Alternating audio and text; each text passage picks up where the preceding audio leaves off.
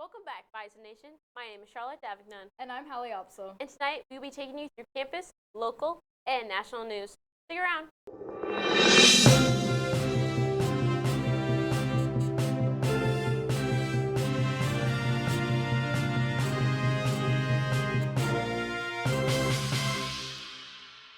Tonight, Campus Attractions is getting into the holiday spirit with Stuff a Plush event. Students are invited to grab their own plush toy, enjoy seasonal snacks and hot chocolate, take part in holiday crafts, all while listening to holiday music. This is your chance to unwind before finals week hits. Speaking of finals week, the university libraries are extending their hours to help students finish the semester strong. Starting this Friday, the main library will open earlier and stay open later to give students more time and space to study. Study rooms can be reserved during these hours, and library staff urge students to book early before they fill up. A full list of their hours can be found on the NDSU Library's website. Looking for a little extra fuel for finals week? The university is hosting a late night breakfast on Monday, December 15th at West Dining Center. The event is from 9 to 11 p.m., giving students a chance to step away from studying to recharge. Students living in residence halls and apartments will get in for free, and others it'll cost $5. The dining center will close from 8 to 9 to prepare the food. The Salvation Army in Fargo-Moorhead is getting ready to help hundreds of local families this holiday season. The organizations will distribute toys and gifts through its annual Christmas toy shop next week, December 15th through 16th. Registered families can shop the toys and stocking stuffers at Lutheran Church on 25th Street South. The toy shop will run from 9 to 4 on Monday and 9 to 3 on Tuesday. Families must park in the northeast lot and arrive at their assigned shopping. Registration is closed, and only those who signed up through the Salvation Army website are eligible. This event typically serves more than 500 families each year, with many toys donated through the Angel Tree program. The city of Fargo is backing away from its efforts to bring a large section of land near Harwood under Fargo's jurisdiction, seeing months of tension over a proposed multi-billion-dollar AI center. In a unanimous vote on Monday, the Fargo City Commission decided to stop pursuing the change for roughly 300 acres near the North Softball Complex, the original planned site for the data center. The move ends a dispute with the nearby city of Harwood, arguing it would take away potential tax revenue tied to the massive project. Fargo officials say stepping back allows more room for discussion about infrastructure, services, and long-term planning for the area. The AI data center, a $3 billion facility by Applied Digital, is still planned for the site with construction already underway. Developers expect operations to begin in 2027. City leaders on both sides say the decision clears a major obstacle and opens the doors for more collaborative planning as the region prepares for significant growth. Last week, a few of our BIN members went to check out the indoor slide park, Slick City, and here's a story.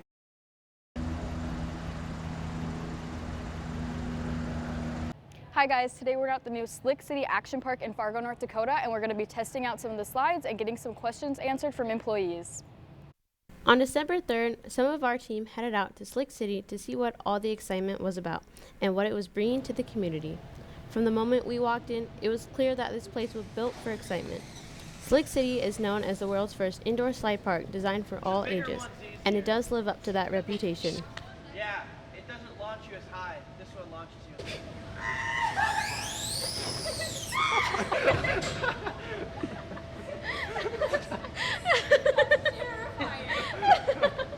We spent the afternoon exploring the variety of their signature slides, each offering its own unique twist. Some slides send you speeding down in a straight shot, others toss you through sharp turns or sudden drops, and a few give you that free fall feeling. No matter your thrill level, there is something here that will get your adrenaline going. The slides are only the beginning. Slick City also features air courts, a place for families to hang out, and a kids zone. This is a place where energy stays high and smiles come easily. The space is well kept as it's bright, clean, and designed with safety in mind. Staff are attentive, helpful, and ready to guide newcomers through what to expect. Whether you're planning a birthday party, looking for a weekend adventure, or just trying to find an indoor option during colder months, Slick City has plenty to offer. After checking it out ourselves, it's easy to see why it's becoming a go-to destination in Fargo.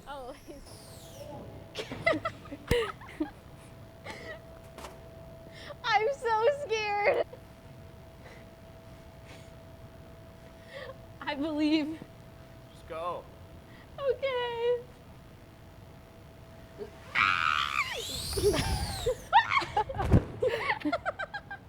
That was so scary. How do kids just do that for fun?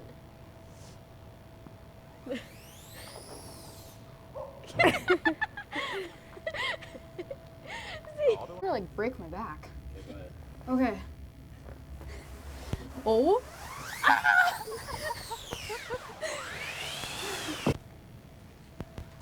Bye-bye. Did you take it? Yeah. I couldn't get much of you, but I got. That's I could okay. feel my name. Okay, guys, I'm about to go down the scariest slide, the steepest slide at Slick City. Oh.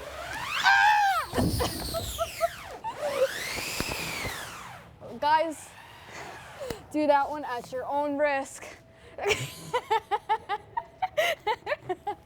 I'm Charlotte Davignon, and I'm here with. Lucas Shuley. And then, what is your role at Slick City? Yeah, I'm one of the owners and help oversee a lot of the marketing. Perfect. And then, what makes Slick City different from other indoor parks and trampoline parks? Yes, Slick City is created for all ages. Anyone can slide, any age can slide. And that was our goal. We wanted to capture all ages. And I know some other family entertainment businesses is focused on a specific demographic, but we wanted to go wide, so. Great. And then, do you host birthday parties and private groups often? Yes, we have prom groups, we have birthday parties, and it's been fun to see how the community has responded and how the excitement that's been for both of those. And then, how has the marketing impacted your outreach? Yeah, we have a pretty cool product. So my background is marketing, and a lot of the younger demographic, we have a great product to kind of show off, but how we do it needs to be engaging. But also the way we've done it is mainly through TikTok. And we've blown up on TikTok. And I know one of our videos did over 8 million views on just Instagram.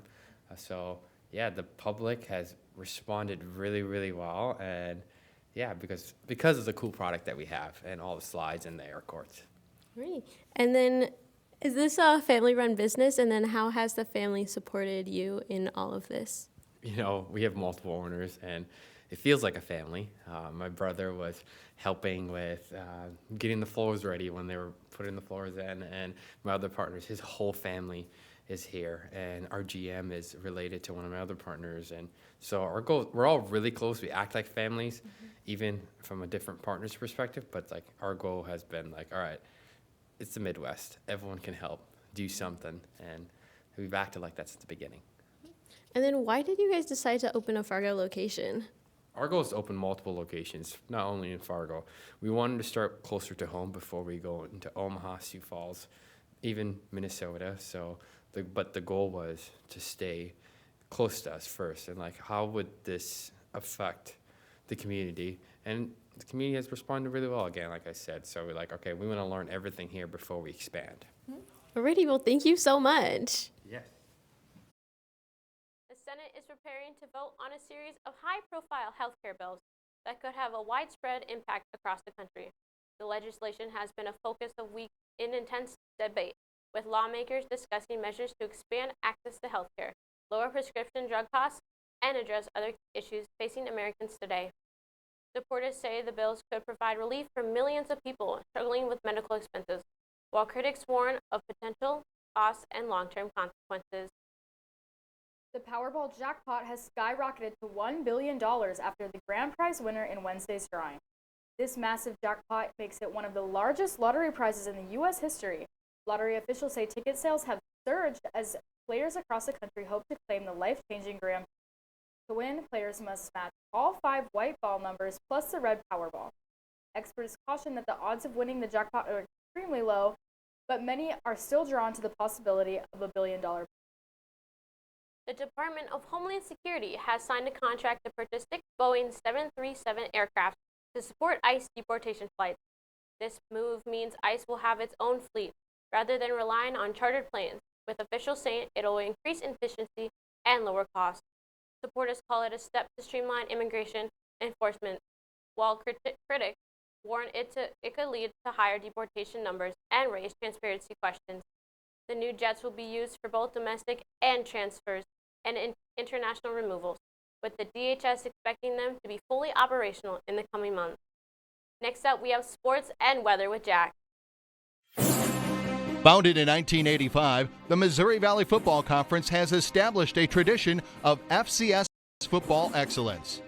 Competing at the highest level of NCAA Division I, student athletes at its 10 institutions demonstrate character, passion, and integrity as they grow as a student, an athlete, and a citizen.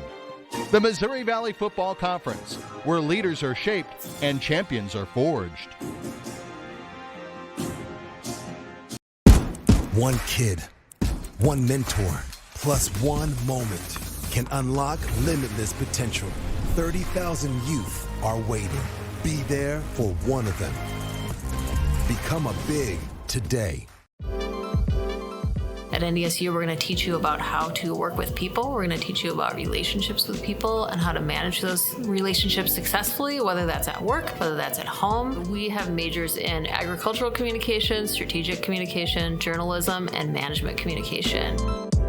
We have students who have graduated who are doing all kinds of different things, everything from marketing to writing content to development to career coaching. We also, of course, have people doing more traditional things like a news reporter or working for TV stations. The faculty members in our department advise undergraduate students. We think that it's important for faculty to develop relationships with our undergrads. We have an advisory board, and that consists of people in the community who are like local business people, and we try to make connections with those people so that literally we know the person that they should talk to about a job. You can't be in the world if you can't communicate. My recommendation is that you take some communication classes at the very least if you can. Even better, do a major in communication.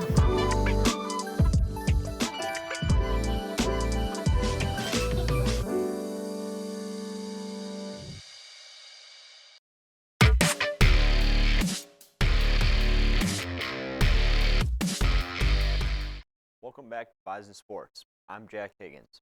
The Bison football team suffered a heartbreaking defeat last Saturday to the Illinois State Redbirds, 29-28. Quarterback Cole Payton was held to 4 for 12 and 101 yards, and the offense was held to a total of 179 yards and 18 total minutes of possession. Illinois State quarterback Tommy Rittenhouse found Daniel Sobkowitz with 2:44 left in the back of the end zone, pulling the Redbirds within 7. On the next possession, Jake Anderson strip-sacked Cole Payton, and the Redbirds recovered on the NDSU 23-yard line. With 51 seconds on 4th and goal, Rittenhouse again connected with Sobkowitz and then converted for 2, putting them ahead 29-28. Backup Nathan Hayes entered the game, but threw an incomplete pass toward Rajah Nelson on 4th and 7, sealing it for the Redbirds and ending the Bison's season in heartbreaking fashion. The Redbirds will move on to face UC Davis on Saturday. In other Bison sports news, men's basketball held off the Northern Arizona Lumberjacks 69-68. Travion Carson posted his first double-double of the season, finishing with 19 points, 12 rebounds, and 3 steals.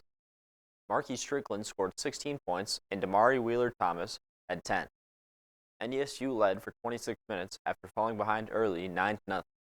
They play CSU Bakersfield tonight and at Drake on the 13th.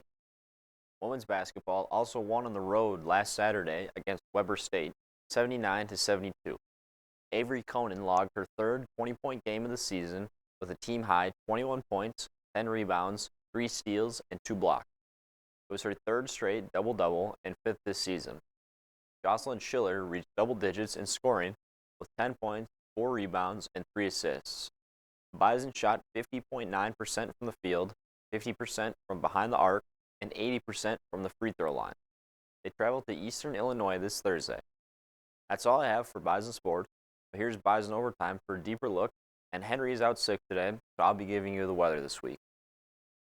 Well, a practice facility is one thing. Trying to get, $60-70 million to renovate a facility that is in bad need of what Dom calls TLC, I guess, is much needed. But this graph kind of tells me what I need to know right now, is that if the fans don't support it, they're not going to put their signature onto a ballot to renovate the dome. I guess that's the big thing right now. and there hasn't been a crowd over 17,000 over 18,000 in the playoffs since the 2019 semifinal against Montana State. Trey Lance was playing on that team. Think about that. That was a long time ago. James Madison was in here for a semi. They're in the playoff next weekend, and they did not draw a sellout. And South Dakota State didn't draw a sellout. Yeah. Continue.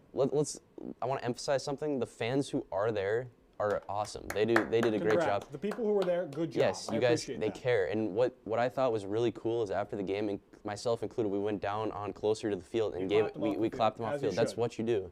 And I was on Twitter last night, and I kind of put out a thing. It's like one of the coolest moments in this dynasty was 2016 after the JMU loss, where people were chanting "Let's go Bison," and they were down by 10 with 2 minutes to go. Yep. We knew the season was done, but it was just, you got to appreciate these guys. They put in so many hours, and me and you, we bleed green and gold. We appreciate everything that those players give, and we have high expectations, but the team went 12-0 in the regular season, outright Valley champs. Just acknowledge what they accomplished. So, but yeah, again, the fans that are there at every playoff game, you guys do a great job. And Incarnate Word, when there was 10,000 for a semifinal, they were awesome. That was depressing. But it was depressing. That just get in the seats, man. I just don't know what else to say. Going FBS is not. If you're worried about that, support it now, because we don't know how many years we have left here in FCS. Look, I'm just gonna read my.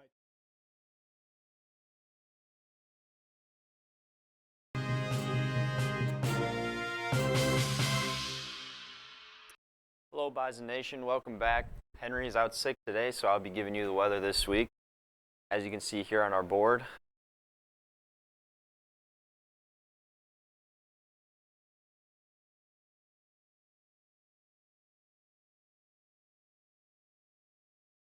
-5 degrees today with a low, the chilly -14, 5% precipitation. No more snow anymore after all that snow last week. We got about 6-7 inches.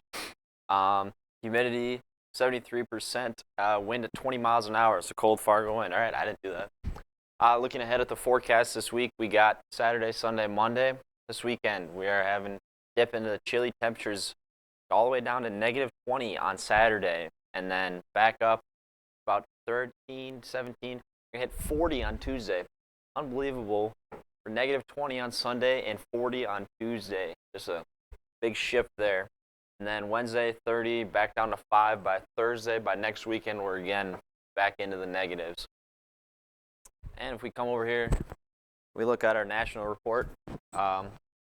You can see North Dakota, about the coldest place in the nation. Minnesota, about 20 degrees.